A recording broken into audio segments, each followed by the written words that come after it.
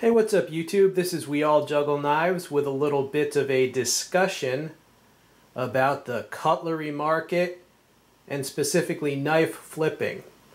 Now, knife flipping is when there's a certain knife that's limited in supply and you get people who purchase one or more of that knife with the specific plan of turning around and selling it for a lot higher price within a very short amount of time.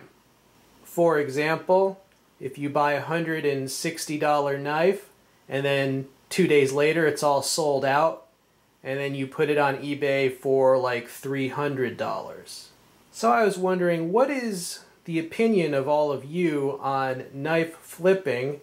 The reason I'm bringing this up is because I was quite surprised when I reviewed that SPYDERCO. Oh, this is just eye candy, by the way. I wanted to give you something to watch as I talk. But when I reviewed that SPYDERCO, which is a limited run at Blade HQ, I got a lot of comments that people were basically angry comments, not at me, but at knife flippers. In other words, a lot of comments were basically like, you know, goddamn Blade HQ, and I bet we're going to see this on eBay for 3 times the price or hundreds of dollars. A couple people were really pissed off at the people that were buying as many as they could and then turning around and trying to make a quick buck on eBay. So I was just wondering if that was only a few people or if the majority of knife guys out there really hate the flippers.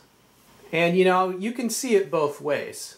Okay, the argument against flipping is that it distorts the market because you have people purchasing the knife not because they really want the knife, but they're just market speculators, right? So basically it just increases the prices for the rest of the people.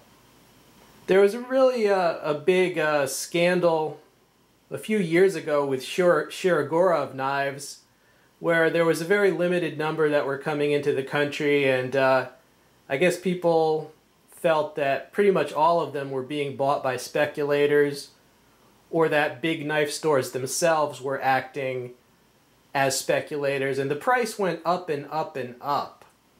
Now, as for me, I've never actually flipped a knife. Seems like a lot of work, you know. I'm not really surprised at the seller end, you know, people trying to make money, because let's face it, people are always going to try and make money. I mean, you need it to live, and if they can make it one way, why not, you know? So I'm not surprised people try to do the flipping. But what does surprise me is the buyer end. It surprises me that there's enough buyers out there that are willing to, like, pay twice the price of a knife just because they were a day late and it sold out. That's strange to me, because me personally, if I knew the knife was like $150 yesterday, I would not pay $300 for it the next day. I would just save my money.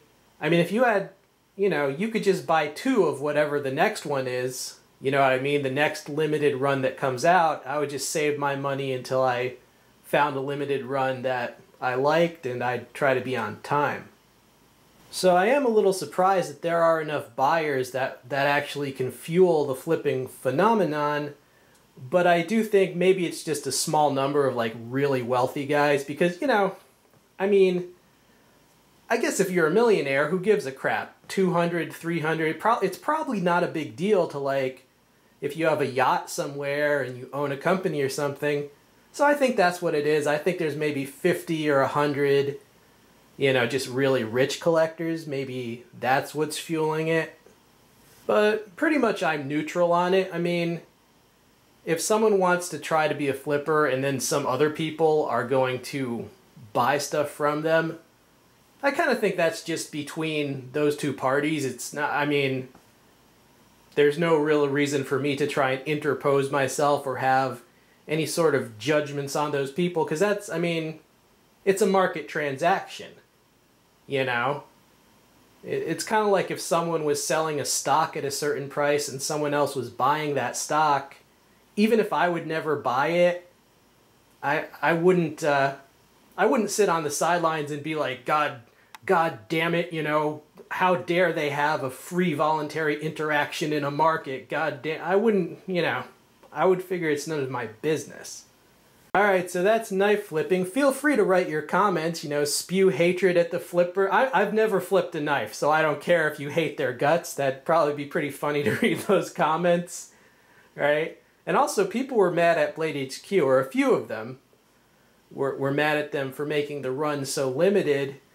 You know, I think they do the limited runs as experiments, because sometimes when they do a limited run, if it sells really fast, like the next year they try to make it normal production, or they ask, you know, SPYDERCO does. So I wouldn't jump the gun to judgment on the store. Alright YouTube, so weigh in. This has been We All Juggle Knives, covering various trends in the cutlery industry and the hobby. Stay tuned for many more videos. I'm out.